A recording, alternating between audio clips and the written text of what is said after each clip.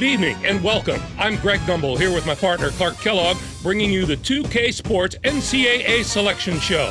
We're all set to show you the seedings and pairings, so get out your bracket sheet, get those pencils ready. Here are the basics. Of the 65 available tournament bids, 31 are automatically given to conference champions. The tournament committee hands out the remaining 34 bids on an at-large basis. An opening round game will take place on Tuesday night to narrow the field to 64 teams.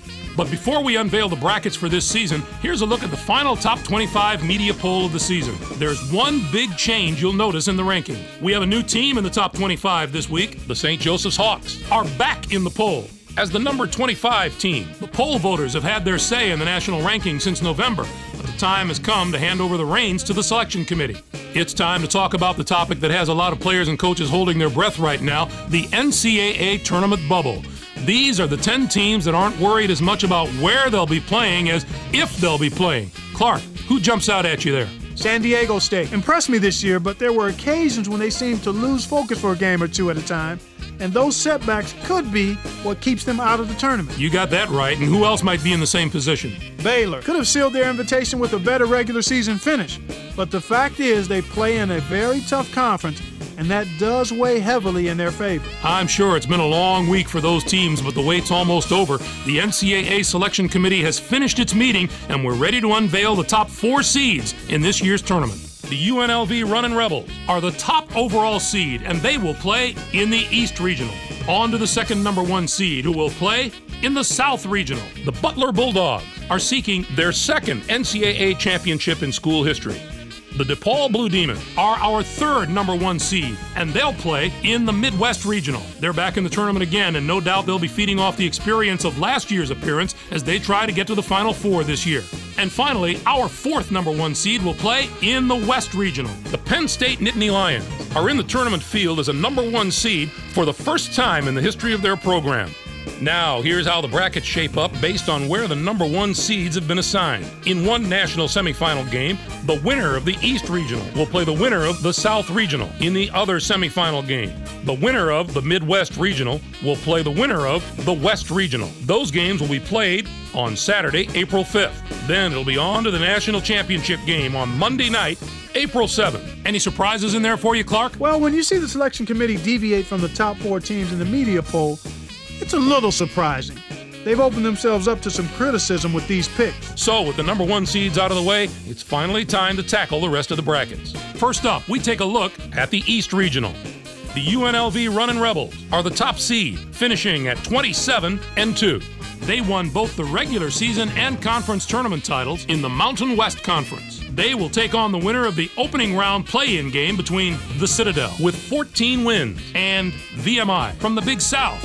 And now, the number 8 seed, the Brigham Young Cougars, come into the tournament after finishing second in their conference during the regular season and were semifinalists in their conference tournament. They're going to play the number 9 seed, the Villanova Wildcats, who were 8th in their conference, finishing at 20-10. Arizona comes in as the number 5 seed, finishing at 25-6. And they will take on the 12th seed from the West Coast Conference, the Pepperdine Waves, with 19 wins. Arkansas enters the field as the number 4 seed from the SEC. It's yet another appearance in the brackets for a school that's no stranger to the NCAA tournament. They'll be getting ready to face the number 13 seed. The Gardner-Webb Bulldogs finished the season with 26 wins. The Arkansas Razorbacks will be an extremely dangerous team in this tournament, mainly because they have such terrific veteran leadership. Coaches love when they have guys on the floor that have been around the block a few times because they don't get rattled. They play with composure. I look at the experience of this team as something that could put them over the top. The St. Joseph's Hawks are in as the number 6 seed. They'll be taking on the number 11 seed, the San Diego State Aztecs, with 22 wins. Arizona State comes in as the number 3 seed, finishing at 24-7. Western Kentucky comes in to face them at number 14 with 16 wins in the tournament championship of the Sun Belt Conference. Our number 7 seed is from the Pac-10. The UCLA Bruins were rewarded for their outstanding play this season with an at-large bid and a ticket to the big dance. They are going to play the number 10 seed, the Kentucky Wildcats, who were 5th in their conference, finishing at 19-11. Next up is the number 2 seed. The Duke Blue Devils are the conference tournament and regular season champions from the ACC. They'll be going up against the number 15 seed, the Prairie View Panthers, with 18 wins. This marks their 7th appearance all time in the NCAA tournament. Some of the lower seeds in this bracket have the ability to not only compete with the high seeds, but win a few games. The potential for a Cinderella or two in this bracket is definitely there. Next up, we'll take a look at the South Regional. The Butler Bulldogs are the top seed, finishing at 24-5. They were winners of the regular season championship in the A10. They'll take on the McNeese State Cowboys, the number 16 ranked team. This is their 3rd appearance all time in the NCAA tournament. Wake Forest comes in as the number 8 seed, finishing at 22-11. Loyola, Illinois comes in to face them at number 9 with 22 wins in the tournament championship of the Horizon League.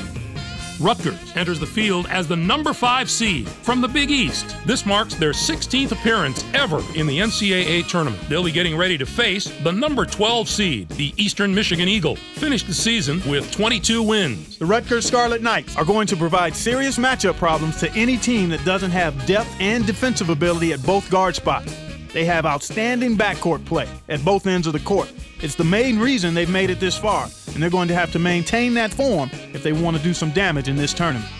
Indiana comes in as the number 4 seed, finishing at 29-6. And they'll take on the 13th seed from the Big Sky, the Montana Grizzlies, with 22 wins. And now the number 6 seed, the Northwestern Wildcats, come into the tournament after finishing 2nd in their conference during the regular season and finished 2nd in their conference tournament. They are going to play the number 11 seed, the USC Trojans, who were 5th in their conference, finishing at 20-12. The Oklahoma State Cowboys are in as the number 3 seed. They'll be taking on the number 14 seed, the Bethune-Cookman Wildcats, with 19 wins. Next up is the number 7 seed. The St. Louis Billikens have established themselves as one of the best teams from the A10 conference. They'll be going up against the number 10 seed, the Michigan Wolverines, with 21 wins. They return once more to the very familiar surroundings of the NCAA tournament. Our number 2 seed is from the SEC. The Florida Gators had a tremendous year that included a regular season championship. They're going to play the number 15 seed, the Cal State Northridge Matadors, who came in 1st in their conference tournament, finishing at 18-11. Looking into the future a little bit, this bracket looks poised for a titanic matchup in the regional final. If the top 2 seeds can take care of business in the first 3 rounds, we have the possibility of a classic Elite 8 meeting. On to our 3rd bracket of the day. Let's take a look at the Midwest Regional. The DePaul Blue Demons are the top seed, finishing at 29-4. They were winners of the regular season championship in the Big East. They'll take on the Blue Devils of Central Connecticut State, the number 16 ranked team. This marks their 7th appearance ever in the NCAA tournament. Our number 8 seed is from Conference USA. The Memphis Tigers were rewarded for their outstanding play this season with an at-large bid and a ticket to the big dance. They're going to play the number 9 seed, the Detroit Titans, who finished 2nd in their conference tournament, finishing at 26-4. The Richmond Spiders are in as the number 5 seed. They'll be taking on the number 12 seed, the Connecticut Huskies, with 21 wins. Mississippi State enters the field as the number 4 seed from the SEC. This will be their 26th appearance in the NCAA tournament in school history. They'll be getting ready to face the number 13 seed, the Southern Illinois Salukis. Finished the season with 20 wins. The Mississippi State Bulldogs are a team that is just so powerful and strong up front. I would put their front court up against just about any other teams in the nation right now. It's always good to have strong guard play, but if you ask most coaches, I guarantee you they take the good big man over the good little man most times. Their interior play should serve them very well in this competition. Oregon comes in as the number 6 seed, finishing at 24-8. And they take on the 11th seed from the ACC, the Florida State Seminoles, with 21 wins. And now the number 3 seed, the Texas El Paso Miners, come into the tournament 1st in their conference during the regular season and were winners of their conference tournament. They are going to play the number 14 seed, the Holy Cross Crusaders, who came in 1st in their conference tournament, finishing at 19-9. Next up is the number 7 seed. The Louisville Cardinals have established themselves as one of the best teams from the Big East. They'll be going up against the number 10 seed, the Virginia Commonwealth Rams, with 25 wins. This is their 18th appearance ever in the NCAA tournament.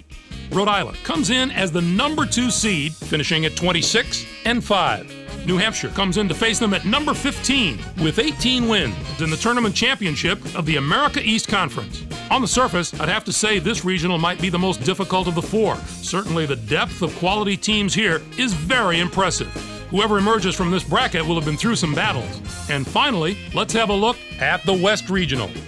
The Penn State Nittany Lions are the top seed, finishing at 27-5. They were winners of the regular season championship in the Big Ten. They'll take on the Southern Utah Thunderbirds, the number 16 ranked team. This will be their 14th appearance in the NCAA tournament in team history. Next up is the number 8 seed. The New Mexico Lobos have established themselves as one of the best teams from the Mountain West Conference. They'll be going up against the number 9 seed, the Michigan State Spartan, with 22 wins. They return once more to the very familiar surroundings of the NCAA tournament. Santa Clara comes in as the number 5 seed, finishing at 28-4. And they will take on the 12th seed from the Big East, the Pittsburgh Panthers, with 21 wins. Colorado comes in as the number 4 seed, finishing at 25-7. Canisius comes in to face them at number 13 with 21 wins in the tournament and regular season championships of the Metro Atlantic Athletic Conference.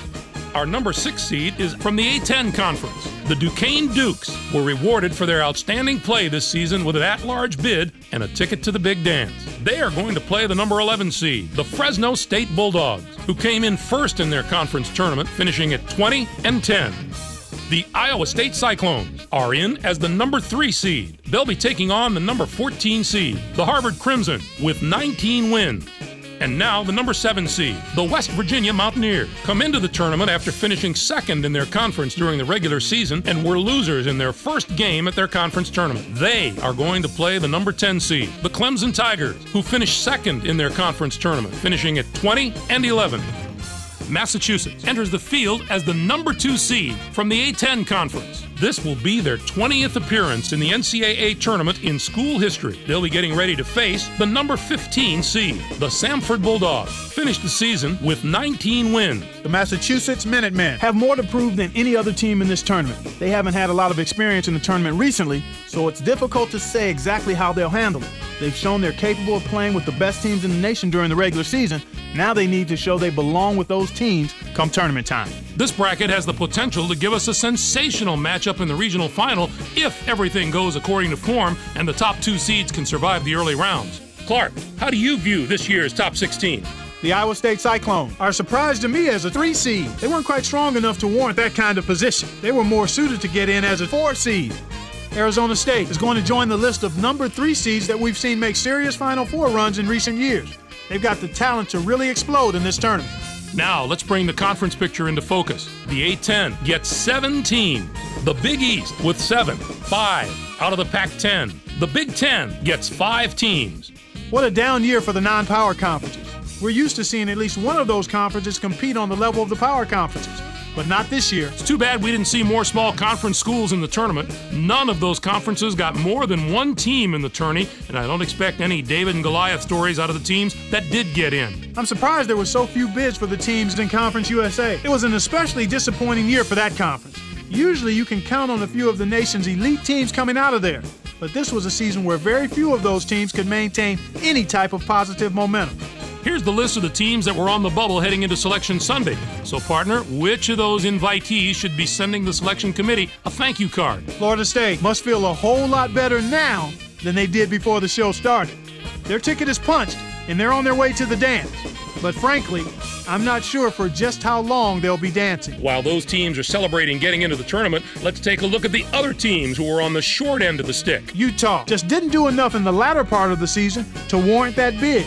It's really too bad because I like a lot of the things they bring to the table, but I have no doubt they'll be back next year. Thanks, Clark. I'm sure that this year will provide us with all the thrills and excitement that we've come to expect from the tournament. Greg, let's throw the ball up right now. I can't wait to get started. I hope this is an NCAA tournament that gives a lot of those special moments that stay with us for years to come. For my partner Clark Kellogg and for all of us here in the 2K Sports Studios, I'm Greg Gumbel. Thanks for joining us on the NCAA Selection Show, brought to you by State Farm, the #1 auto insurer. Enjoy all the excitement of the NCAA tournament.